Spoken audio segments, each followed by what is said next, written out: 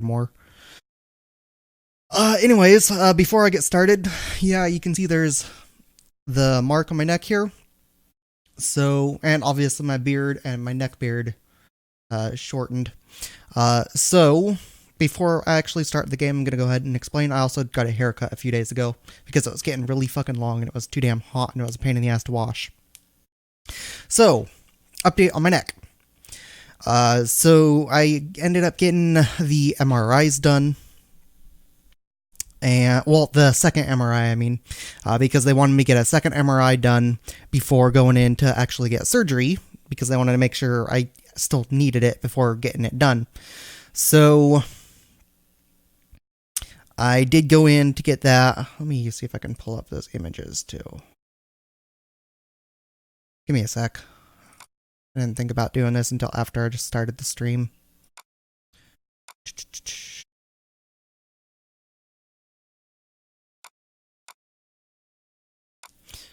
Okay. So pull up that one.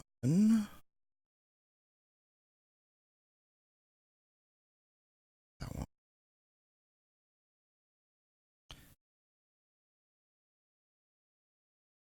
That. And that. Okay. Anyways, so they wanted me to get an MRI done before going in to get a surgery done, just to make sure if I still needed it or not. That way I didn't get it if I didn't need it. But it ended up having no real difference from the first MRI. So I had a nerve on the right side of my spinal cord that was being pinched, and my spinal cord itself was also being pushed on by the herniated disc in my neck. The disc was in the 5-6 region, I think. Yeah, it was between the 5th and 6th cervical vertebrae. So, while preparing for that, like right off the MRI, gave information saying, yeah, it's still fucked up, so you still got to get the surgery. I went ahead and I planned ahead because I remembered my pillows didn't do so well with sleeping while sitting up. So the arm pillow you see in the background there was something I bought for after the surgery, and I've been using that every day since getting out of surgery, because if I stretch my neck a little bit too much, it pulls in the stitches in my neck, not in the skin. The skin was just glued closed. Can get a little better here. So the skin here, not this spot down here, I didn't have anything at all. I'll explain what that little dot is in a minute. But the skin here was glued closed, and underneath that, and all the muscle they had to cut and burn their way through, and all the other tissue, because they had to go in through the front, push my throat and everything else out of the way so they could go into the back where my spine is, cut their way into the disc and remove it that way. Then they had to put in the Medtronic Prestige LP cervical disc, which is basically it's a titanium carbide, kind of like a ball and joint type thing. Zoom out. So it kind of is like a ball and joint type style. So there's like this top here, and then there's the ball here where these two fingers are. It's kind of like that, and it can slide back and forth and around a little bit, just a little bit, but it can also roll. You'll see that in the x-ray when I show that in a minute. So right underneath this, there's stitches holding the muscle and everything together, and those have to dissolve. On this side here, you can't see it on camera. It's hard to see even when not on camera. I can still feel there's like an accident or something. At least I think it's an accident. One of the stitches is actually poking out through my skin. It's a little bit annoying. It's caught and stuff a little bit, and it sometimes pokes my neck up here. But in the preparation stage, and I guess, yeah, this hole down here wasn't glued or anything together. That's where I had a drain tube for blood that was coming out of my neck, down and around this way, and like it was taped to me.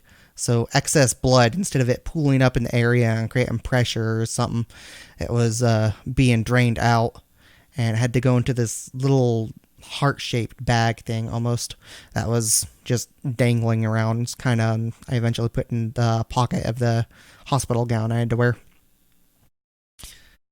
But so that didn't get glued closed. That tube just got pulled out when I was discharged, like right before I was discharged. I mean, they just went in, they held the finger here to make sure it didn't rip the skin, and they just slowly tugged on the tube to pull it out. It was really weird. It didn't hurt too much. It hurt a little bit, but it wasn't the pain that bothered me when they pulled it out. What bothered me was it created this weird suction where it's like it was pulling stuff from in my neck into the tube as it was going out, because obviously it was some sealed thing. There wasn't really any air in the bag to put into my neck, and there's no way for it to really correct the pressure differential of being pulled out. So that was a little annoying, but it wasn't too bad. Then I had to have a bandage on it for a week until a post-op appointment, and had to get it removed at that post-op appointment. Had it off ever since then. It took a couple showers or so before all the blue marker or whatever they marked my neck with went away. It took a couple or so showers as well before all the blood that was dried up on my neck went away, because this area was covered with blood just from the surgery. It's healing up pretty nice. I know it looks really red and bad right now, but it's really not all that bad at all. If I pull it like that and get different light, like I'm obviously messing with it quite a bit, so there's not really any pain on it. I still have to be a little bit careful, because sometimes I can, like right there I just did, if I mess with this end, or if I mess with this end a little bit too much, then it can cause a little bit of an annoyance or a little bit of a pain, but it's not too horrible. But there was some planning done beforehand. So the pillow, obviously I mentioned, I got that because it probably wasn't going to be all that easy for me to sleep while laying down, as I figured out when I had an issue with my neck before the surgery, and I had to sleep while sitting up, which was pissing me off. So I planned ahead. I knew arm pillows were good at holding you upright, so I got that, and it's been working really well.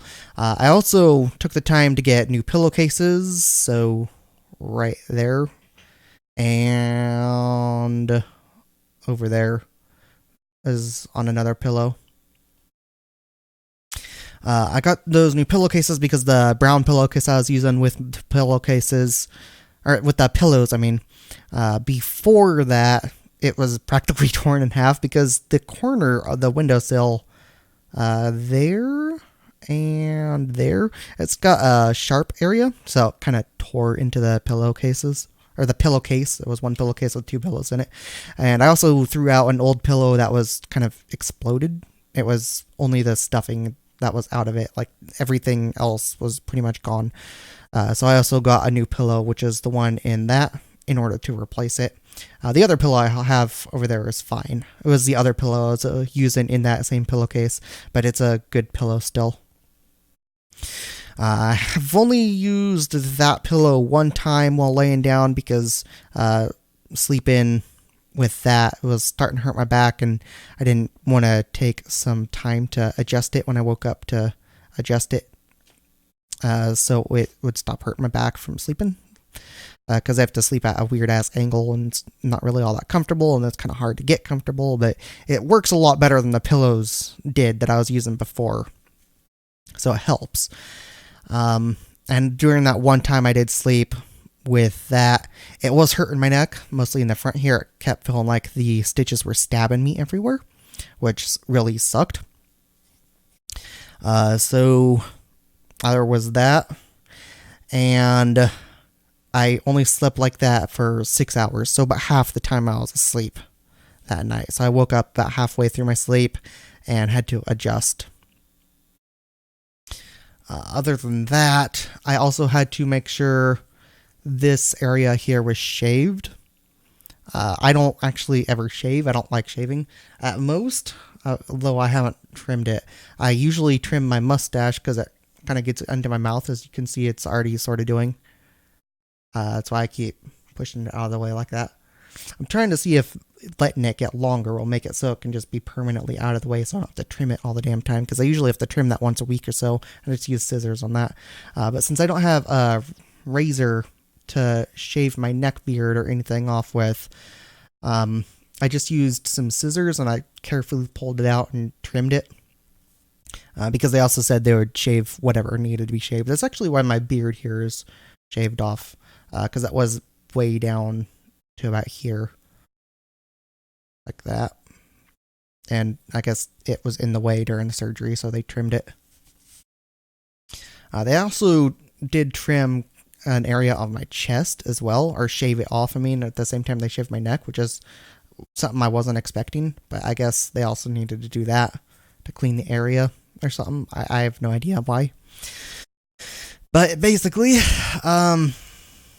you weren't allowed to shave 3 days prior to the surgery, so just to be safe, I trimmed my neck beard a week prior, and I was very careful not to accidentally nick the skin when I was trimming it off, because I imagine probably would have been bad, and probably would have been like, yeah, call off the surgery because you trimmed the neck and you cut yourself with your scissors, you dumbass. But that didn't happen, so that's nice.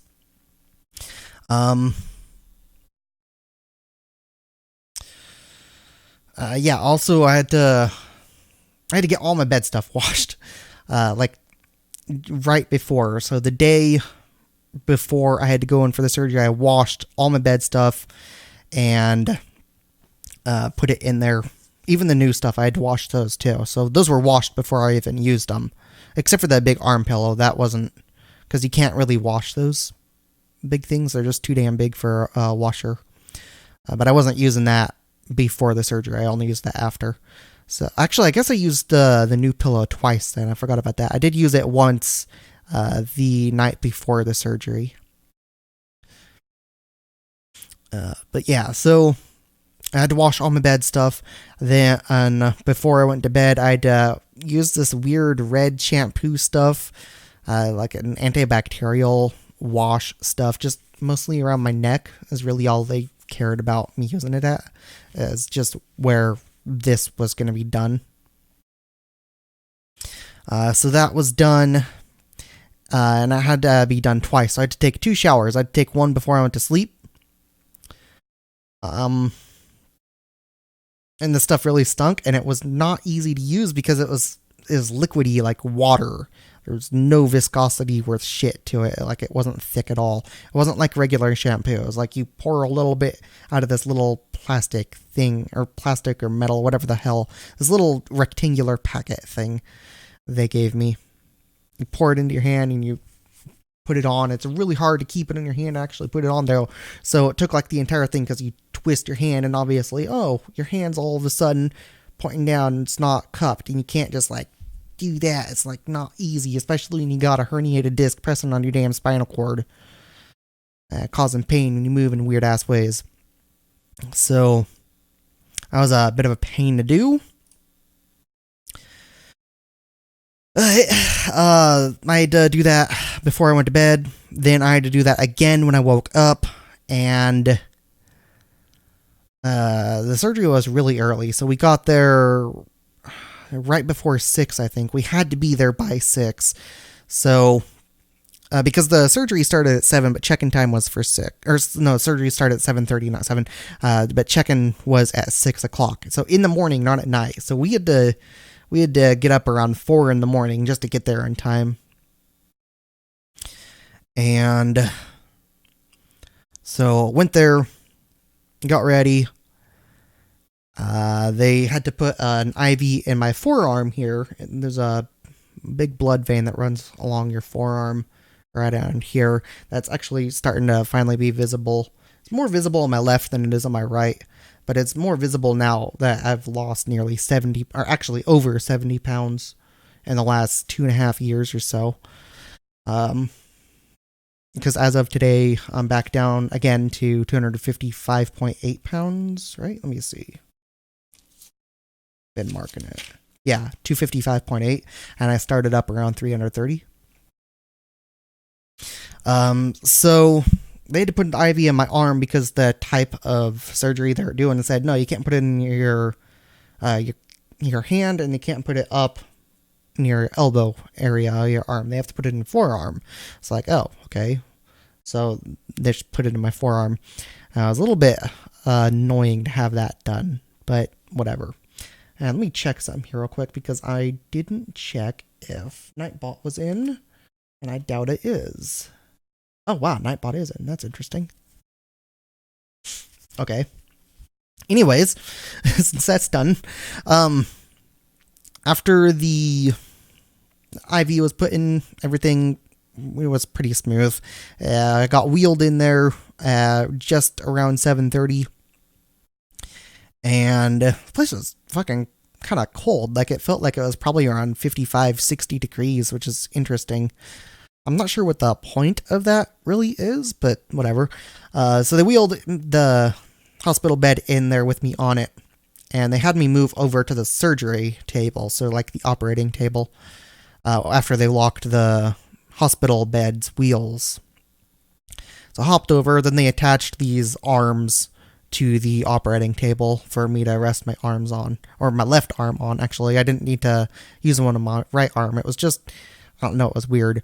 And I had to have my head tilting back, so it was kind of in a dip. But I don't remember passing out. It was very odd. Like, whenever I sleep, because of my sleep disorder, I'm usually aware of the passage of time. So when I'm asleep, it's kind of a weird thing for me, where it's like I see blackness, I'm aware time is going by, I can feel that time is going by, and because of that, I'm also able to kind of set this internal alarm clock that I can wake myself up at certain points. That's not like, oh, you can just use an alarm clock to reset your sleep and have a normal sleep schedule. I can't do that, because using that internal alarm clock that I can do actually took a few years after high school before I figured out how to do that. But using that weird little internal alarm clock thing that I can do, this weird trick or ability to wake myself up at a specific time, doing that, it's essentially the same as using a regular alarm clock, just without the loud-ass noise. It's just like, okay, you gotta wake up at a certain time, you gotta get up at that certain time. You're still gonna be fucking exhausted because you're missing out on a lot of your sleep. So, I can do that because of the awareness I have when I'm asleep, but when they put me under for the surgery, it was odd. Like, there was nothing. It was like, I only remember the 10 seconds before opening my eyes. And I'm pretty sure those 10 seconds weren't the length of the surgery where I was having that awareness of, like, just this black image in front of my eyes, like when I'm asleep normally. I'm pretty sure it was the 10 seconds before opening my eyes where I finally gained some awareness.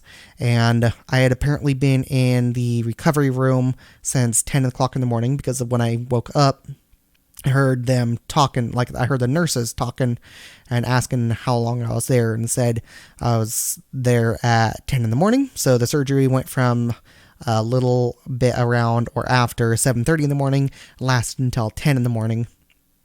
And yes, it is considered major surgery. It's obviously spinal surgery. They got to go in, fuck around with your neck.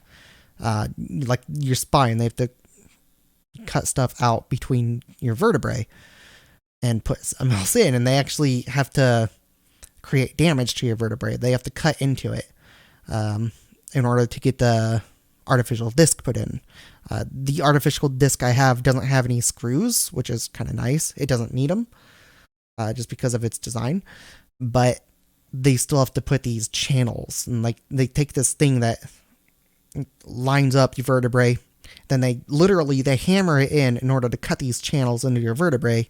Then they wiggle it and pull it out, and then they put in the artificial disc and they hammer it in, and it's got teeth on it.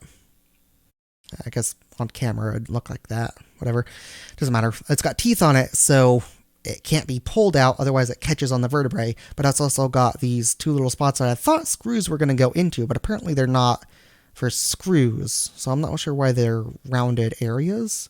Maybe it's so bone can grow into the little holes of them or something, or it's in case of emergency, like if something happens to slip, then maybe they can put screws in. It's like future proofing, maybe, I don't know.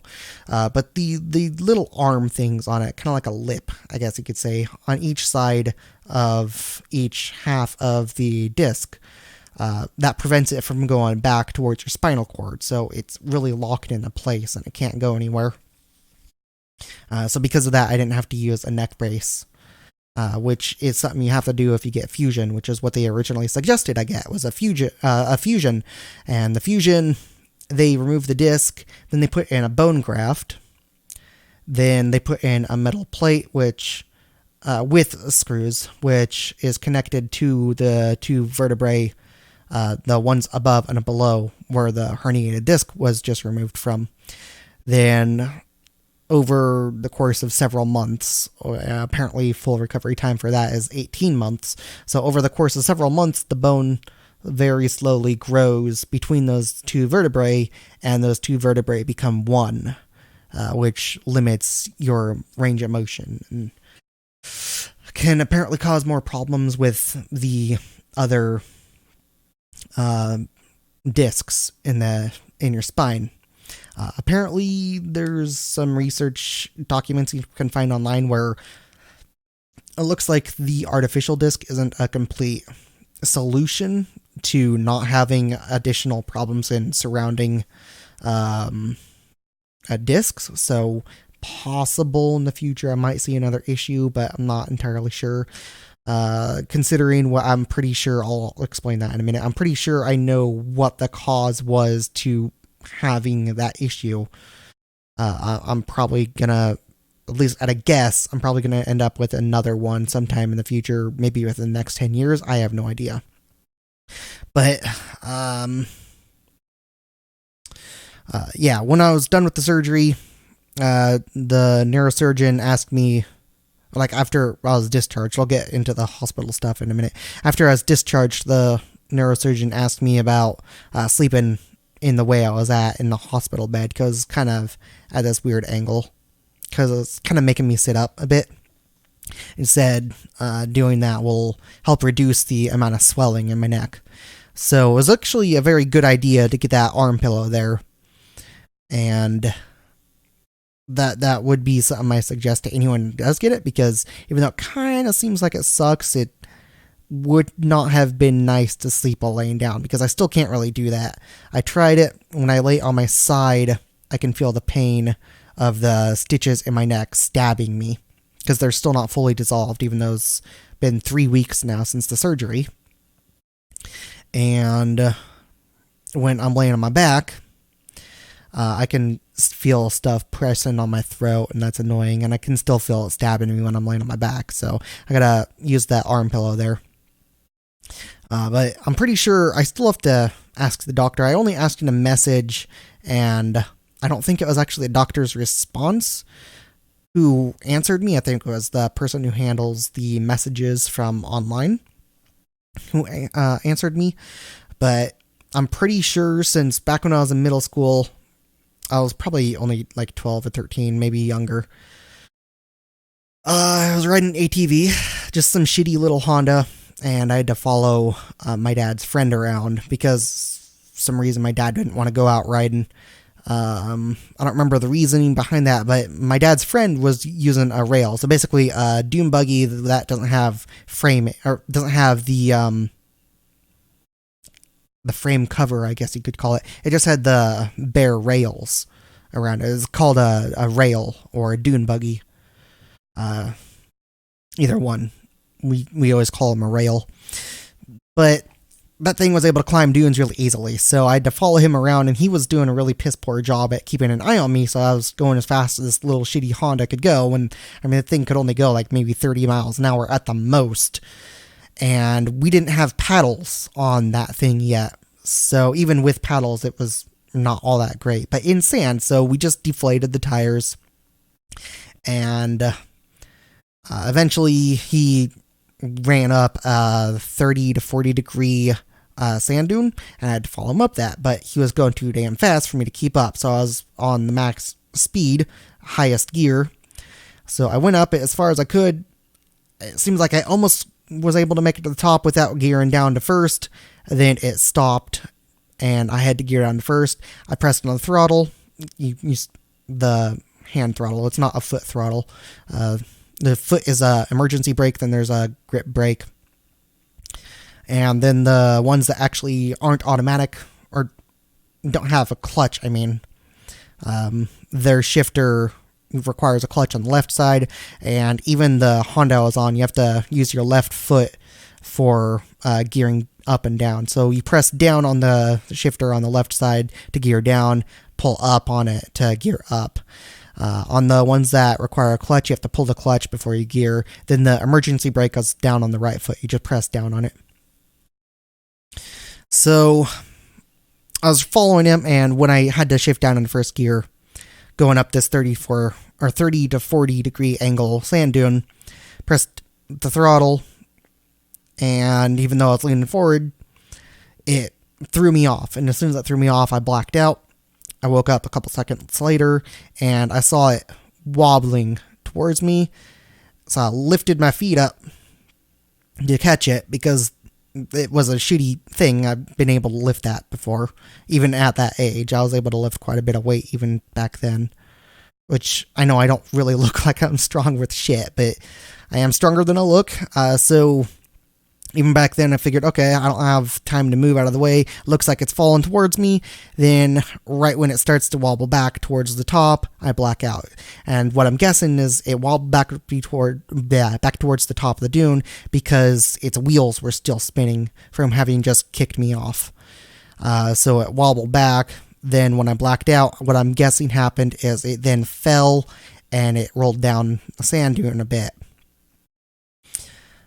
Because when I next blacked out, what I found was that I had also rolled down the sand dune quite a bit. And what I'm guessing happened is I rolled backwards when my legs were like that. So I rolled back, and sand actually gives a little bit, but not a whole lot. So it probably created a bit of a bowl, kind of like that. So then my head bent back, and my neck took the weight of my entire body as I rolled backwards. Then at that weird ass angle, I'm pretty damn sure I may have bounced around a bit on the way down the dune. Because when I woke up, I was unable to move for a full minute. I could barely breathe for that full minute. And I was laying horizontally across the sand dune instead of vertically on it. And I was also near the bottom of the sand dune instead of up near the top where I started. So either way, I rolled down the hill, the dune, in some weird ass way, and I'm guessing that roll started from backwards. So what I think happened is, since your discs actually just naturally degenerate over time, they weaken, they become less elastic. What I'm thinking is, because I was still so young, that initial roll actually did bulge the disc to press against my spinal cord, which is why I could barely breathe and why I couldn't move. Then, because I was so young, I got lucky, and what I think happened is it slowly pulled itself way back in to be normal. I didn't see any residual effects from it, but I'm pretty sure there was some microscopic amount of damage done to that disc that wasn't present until whenever these issues started happening that led to me having to get the surgery. So something around 15 or a little over 15 years, maybe 17 or 18 years ago, difference. Is about how long it took for issues to start. So, yeah, this sucked. What else was there? There was some, the hospital. Yeah, so I'm pretty sure that's what was the cause of the issue. And even back then, like all my life, I've been overweight. It's only been recently, over the last 2.5 years, that I've ever been able to lose weight, and I haven't even been trying to lose weight. That's just been happening on its own. I've tried to lose weight in the past, just never able to. Never been able to adjust my weight in any way, just on my own. It's done its own damn thing. Since my weight's been dropping, I've been able to just pretty much eat whatever the hell I want, and it'll do whatever the hell it wants, my weight will. So sometimes I'll be able to eat ice cream after having the regular size food I will one day, and I can drop a pound within the next day or a few days or something. And other times it's like, I'll eat a lot less or like I'll eat a healthy amount or something, and it's like, oh, you just gained a pound or two. It's like, what the fuck?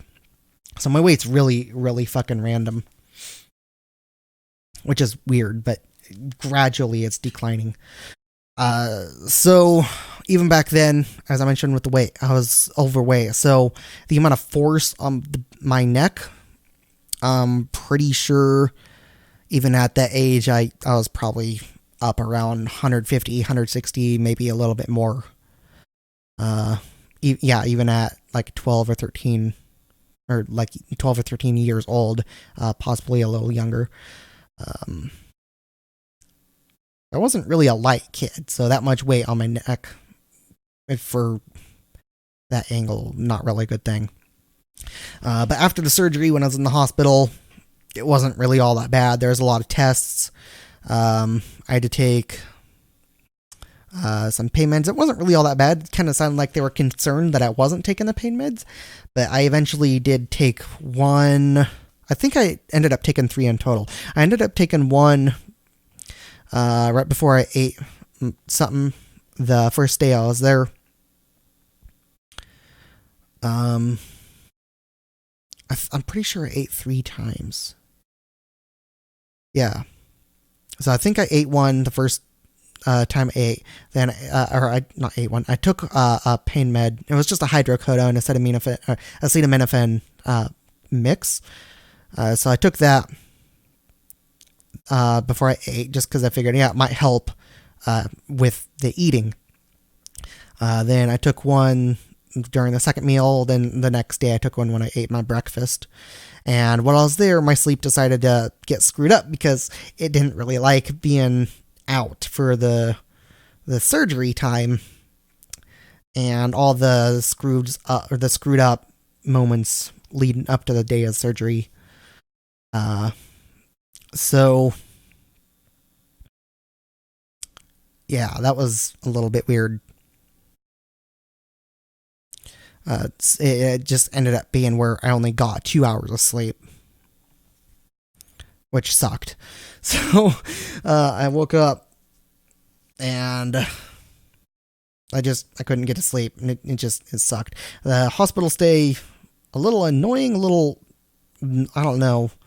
Like, it wasn't that it was comfortable, it wasn't uncomfortable, it was just different. It was a little bit stupid because there's this stupid little TV, like the bed remote that's supposed to work on the TV. It doesn't fucking work on the TV. Instead, it's like this long ass fucking Visa mount and this tiny ass TV on it because it's not up on the fucking wall. And I had to turn my head completely to the side to see it, but that was causing too much pain. It's like, yeah, can you turn the bed so I can see this? So they turned it as much as they could. Then I was like, okay, I guess that's good enough. I can at least look at it for a little bit at a time now. But I was basically like looking at my mic right now, and that's like that. My hand is completely pointing to my right, so I was looking like that, completely to my right. Then angle it like that, and you get about where the location of the TV was. This shitty ass little TV. So I had to reach over to it because the damn remote didn't work on it, and it was just in the way. And then some reason, even though I had the IV in my left arm, the IV bag and stand was on my right side. So I had this long ass fucking tube dangling across me that I kept bumping and getting tugged on. At the same time, I was getting the drain tube tugged on because it was in my neck and in the fucking way. And every time they had to adjust IV or check it for something to make sure everything's going right, or whenever they had to change the damn IV bag, they had to come in and lift the damn TV stand up because it was in the fucking way. And I don't know why the hell they didn't just put the damn IV stand on the left side where my arm was. So that was just a little retarded. But I only needed to stay there for the day of the surgery and the night. So I was gone the following day. So the surgery was on the 4th, and I left on the 5th, around noon on the 5th. And apparently they charged me for physical therapy, where all they had me do was walk around a small area of the hospital and go up and down a set of stairs. Even though I was told by the neurosurgeon, no physical therapy is necessary. And that was actually the walk they had me do, was to determine if I needed it. Like, I was told I don't need physical therapy. That's the whole fucking point of getting a cervical disc instead of a bone graft and a fucking plate for fusion. Like, that's whatever. And it may kind of look like my head's a little crooked right now. That's just the way I'm sitting. I've got one leg under the other right now, so it's not really crooked. It's just I sit in weird ways. Yeah. So there wasn't a whole lot of pain. Like even the people online you can find talking about it, saying like, oh, there was not a whole lot of pain. It wasn't on pain meds, but at the same time, it's like their behavior is like, oh, it was actually really bad. Like they're making it sound like what they're saying. It makes it sound like it's not really all that bad. But the way they're acting and some of the other stuff, if you look through like them saying like it's not bad, if you look through the way they're saying it, it's like, yeah, it actually sounds like it was really bad. But no, it really wasn't all that bad at all. Like, no. There was some annoyances, obviously. The stitches is about the most annoying. It did kind of feel, and it still sort of does, not entirely. It felt like I had this invisible neck brace on. Just because the muscles in my neck were all sore, like every muscle. It was like having a sore neck, though. It wasn't like really a bad sore neck. It was just like a standard sore neck where you get, and one side where it kind of hurts a bit. So you try and hold your head still. It was like that, except for it was every muscle, including the ones leading into your shoulders. And it was both sides, not just my right side. And right now I still have some pain trailing along the left side.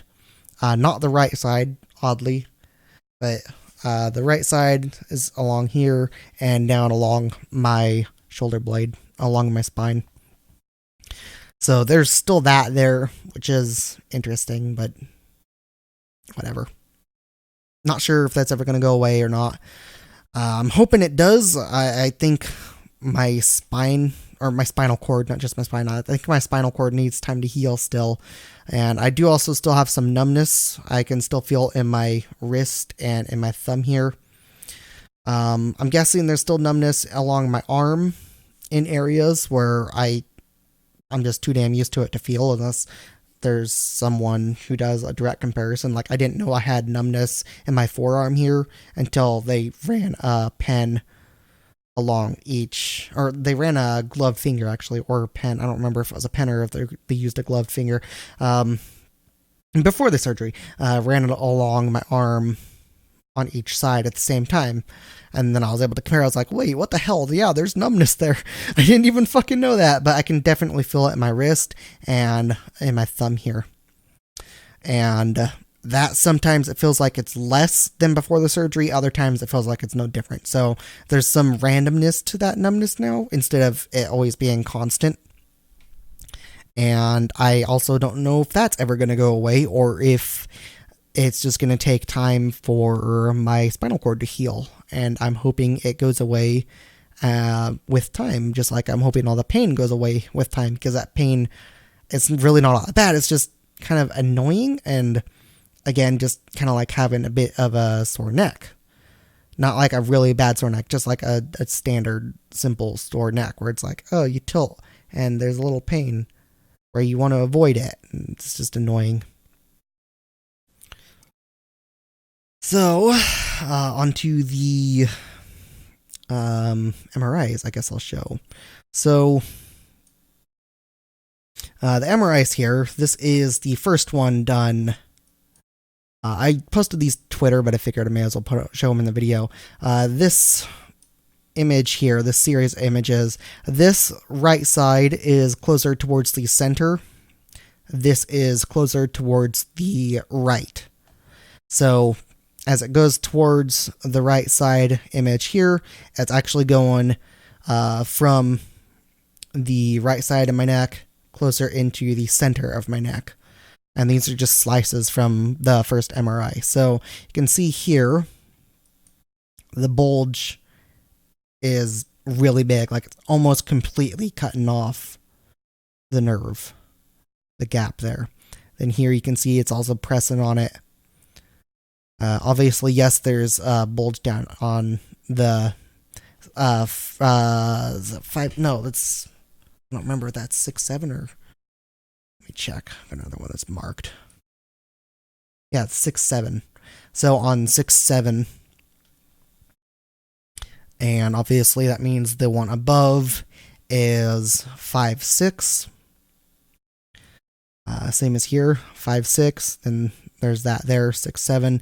Then this is the 4-5. Also has a small bulge. The 4-5 and 5, or the 6-7. I mean, the 4-5 and 6-7 are not really issues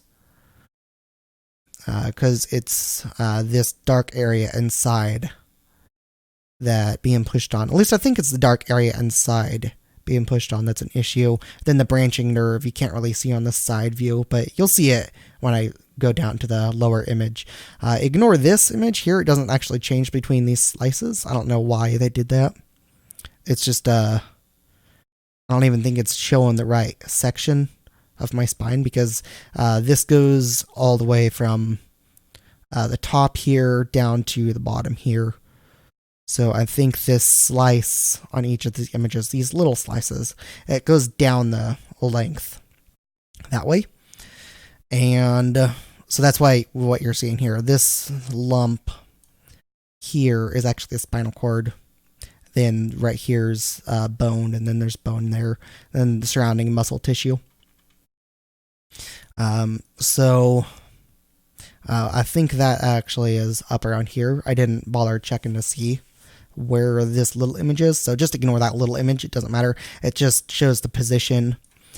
So obviously you can see right side. Then where the line is where this image was taken from, the side image. So the line down is the angle at which the image was taken at, and the location left and right of center of where it was taken at. Then it moves over to the left a little more, over to the left, over to the left, and right here it's in center. So this one is taken from the center, and you can see even in the center, it's still present on my spinal cord a bit more to the right, present on spinal cord, really present on spinal cord, or nerve or something. It's just really bulged. Then this was the second MRI. This was done like 2 months after, I think. I don't remember if it was a month or if it was 2 months. I'm pretty sure it was, I don't know, it was sometime within that range, 1 or 2 months after. So you can see the first bulge. Obviously there's difference in quality, different settings or something. I don't know how the hell there's difference in quality and appearance a little bit, but essentially it's the same bulge there, you can see.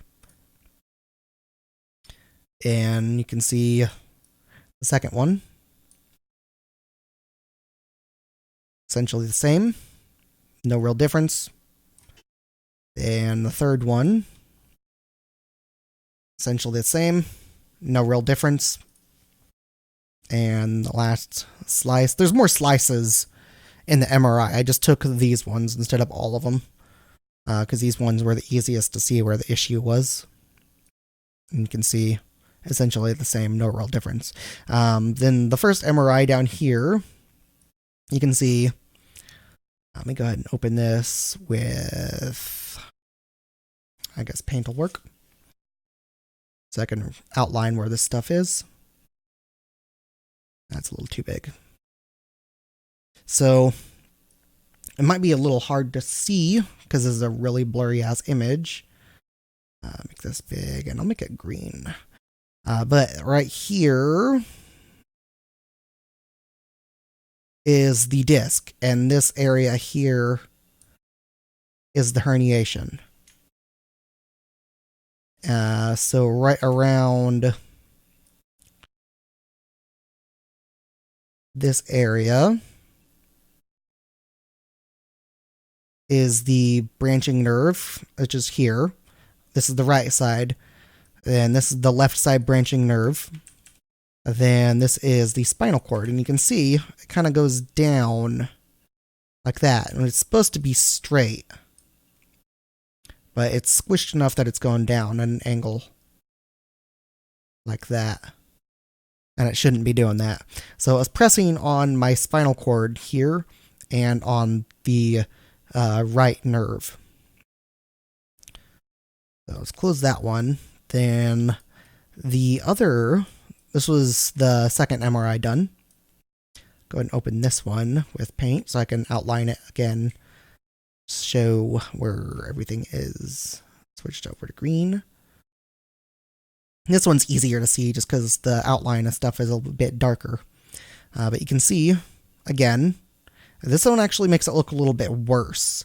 So I'm not sure if it really was worse or not, but I did notice issues were starting to trail onto my left side, so I am pretty sure it was getting worse over time. So you can see outline of the herniated disc. So slightly different. I don't know if it's just because the other one was a shittier image. Because the second one shows more clear detail. So I don't know. It is possible because I was starting to get problems with my left side before the surgery was done. So I think that little bit there, that little change, I do think that was from it getting worse over time while waiting to get the surgery done and hoping it would heal so I didn't need the surgery. So that's what I think happened there, is I think it did get a little worse, but obviously still pressing on my spinal cord and then pinching off my right branching nerve from spinal cord, then obviously left branching nerve here. Can't entirely tell if it was starting to press on that, but it may have been starting to press on that a bit. And you can see that. So that was the herniated disc that was removed. Then in its place, here's the disc I told you about. So this disc, these are the teeth on it right here. Let me open this in paint as well so I can outline stuff in it.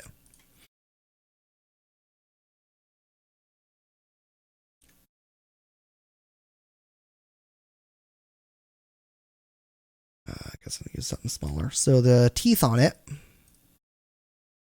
you can see there's a tooth. I guess it's got teeth on both sides. I gotta try and, so you can see a tooth there, tooth there, a tooth there, a tooth there. Then the other side, a tooth there, there, there, there, there. Then this is that frontal stop I told you about, so it can't slide back. So this is spinal cord area over here. All right. Then this is the vertebrae. This is the 6. This is 5. And there's one of these stops on each side. Same as down here. It's harder to see, but you can kind of see. Goes right there. There's one of the stops. And you can see the teeth. Right there. Then you can see the ball there. But if you look carefully, you can also see there's a spacing right here where the ball doesn't align. That's because this can actually move back and forth a little bit. So when you do like this chicken head type movement or the bird head type movement, it allows that kind of a motion. But then from there, since this is essentially a ball and joint design, it can also rotate and move around, as I mentioned.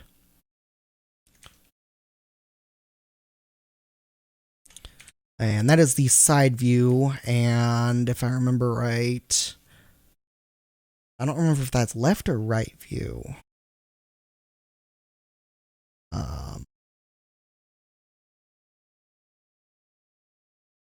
not sure, because this is backwards, so this might be the,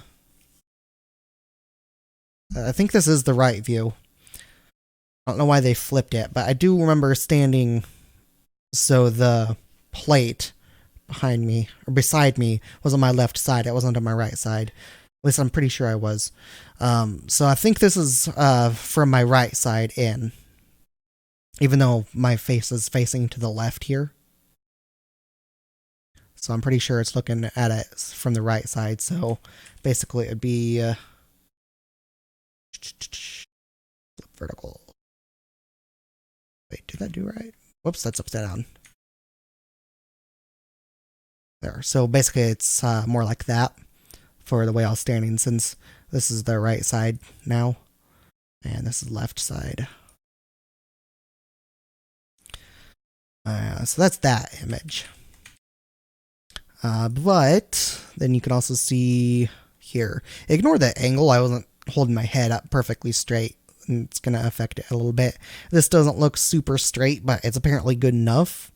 And I don't know if that was just the angle of where I was standing and the way I was holding my head or not either, but that, it just shows another view. And you can see those little dots here that I said looked like screws were supposed to go in, and I wasn't sure if screws were going to go in or not until after I had the surgery and I got these x-rays. And I was able to look at them, because then I saw, oh, hey, okay, no screws are in. I don't know why the hell they have screw holes or not. So those were the screw holes I was talking about earlier. But there's that on each of them. You can't see it here because the angle of the x-ray, it's kind of blocking off those little stops, those lips there that I mentioned. That's on both of them. Same as the holes. It's on both.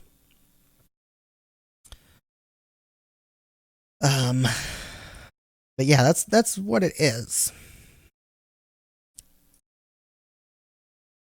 Let's go ahead and close that. And I guess I'll show it.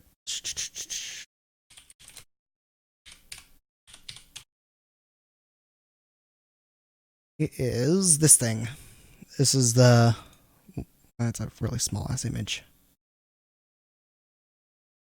This one's a bit bigger. It's not this. This is an old version. The Prestige version, or the Prestige name, really has gone through a lot. So it's obviously not this. This is, well, like either the first or the second version of it. I don't remember. They've got like half a dozen different versions of it. But I can't find a big ass image. The things are really tiny, so kind of makes sense that there's not a lot of big images. Let me open Paint, and I can zoom in. So you can see here, there's the screw holes on it, on the lip areas. So this is the screw hole, and then obviously there. But then you can see the teeth. You can see the ball and joint style of design it's got there. You can actually see right here, it's a little bit elongated too. That's something you probably wouldn't really notice unless you knew how it worked. But yeah, it is elongated before it comes around the circle. You can kind of see it there because it is able to slide back and forth in the little divot. And then this stuff is to help bone grow to it. That's also why this is a weird ass texture instead of being super smooth. It's because you want bone to grow onto this. But basically the channels I told you had to cut, or I told you they had to cut. They'd cut it so they could hammer this in. Then bone's supposed to grow onto it, and then it's supposed to really grab on, and it's not supposed to ever come loose. But yeah, and yeah, as it shows here, you can actually have this on too. FDA approved for that. You can apparently have artificial discs in pretty much every level, but only a few of them are FDA approved for more than one level. So a level is between like two areas, between two vertebrae. So this would be one level right here, then add another, that would be two levels. If it had another, then it would be 3 levels, 4 levels, and so on. But this is one of them that is approved for 2 levels. I only have 1 level, though, because only 1 disc is in. So, anyways, other than that, last thing, since I have actually been keeping record of my weight since just 62619. I can't ever fucking remember the names of months. I hate names of months. So I think that's June 26th. I've been keeping track of my weight since then. Back then I was 265.4. as of today, back down again to 255.8. I was at 255.8 back halfway through the month, so on the 14th and 15th. So it's not the first time I've been that low, but my weight does weird-ass things, so... after the surgery... So actually, when I went in for the surgery, the day of the surgery, I was actually down to... or up around, whatever, down to up around fluctuation point. I was at 257.4, but when I got home, because of the IV, I had to have... at least I'm guessing it was the IV. I was all the way up to 265 pounds. So just being in there, I almost gained 10 pounds, which is messed up. But over the next few days, it dropped back down to 257.4. Like, it was getting large drops each day, like nearly 3 pounds a day being dropped. So... from wake up time on the 6th. No. Yeah, so wake up time on the 6th, which was the day after I got home. I had dropped a pound. Or no, I had dropped 2 pounds. So I dropped 2 pounds since having gone to bed, at least. So I was 265 when I went to bed. On the 5th when I got home, because I went to bed essentially almost as soon as I got home from the hospital. So I was 265 then I woke up, I was 263. When I went to bed that night on the 6th, I was 263.8. Then I dropped down again on the 7th to 260.4. So that was a 2.6 reduction over the 6th when I woke up. Then I only gained 0.2 pounds, so I was at 260.6 when I went to bed that day, which was actually a 3.2 pound reduction over the when I went to bed the day before. Then the next day, I was down at 257.4, so on the 8th. So the 6th, when I woke up, I was 263. The 7th, I was 260.4. The 8th, I was 257.4. So I actually lost 3 pounds from the 7th and 8th wake-up times. Since then, my weight's been back to being stable, under 260. So wake-up times are the most important one, because it's most accurate, because then obviously I hadn't had anything to eat or drink all day, which does affect weight, obviously. So looks like the highest weight I've had since then was 258.6. Back on the 11th, so everything has been under 258.6 since then. And I'm at 255.8 now. So, it's probably been a way to waste a hell of an hour. Let me see, I haven't even started this fucking game. How long have I been speaking about my surgery? Yeah, about an hour, 58 minutes, 29 seconds, okay. There it goes. Alright, so I guess let's finally start this freaking game. I think I'll have to make sure I cut a highlight out of that for YouTube. Put it back in this little bag. I'm keeping this bag.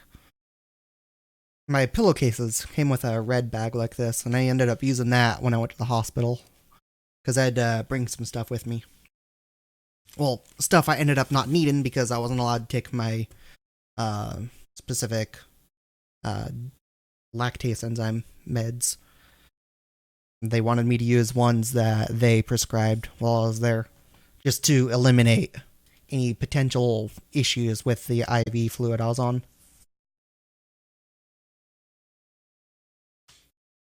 Anyways, let's go ahead and switch over to the regular. I'll try and stream next week if my disorientation isn't too bad.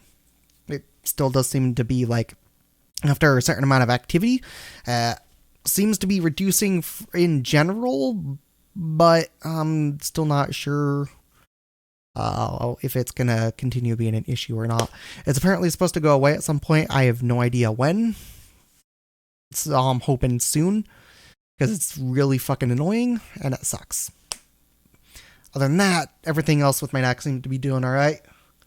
hell of a lot better than before, where my neck was just being all fucked up. It felt a little stiff during the stream, but it wasn't anywhere near as bad as last time I streamed before the surgery, when my neck was starting to actually hurt from the way I was holding my neck in the stream. So other than that, yeah, I can also bend over and basically do stuff around the floor if I need to pick something up that I accidentally dropped. Because I forgot to mention that. I've been dropping a lot of stuff lately for some weird reason. Like, my coordination is off.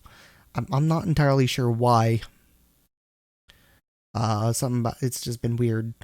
I'm hoping it's just a coincidence, but I don't know if there's any permanent damage to the spinal cord or the nerve.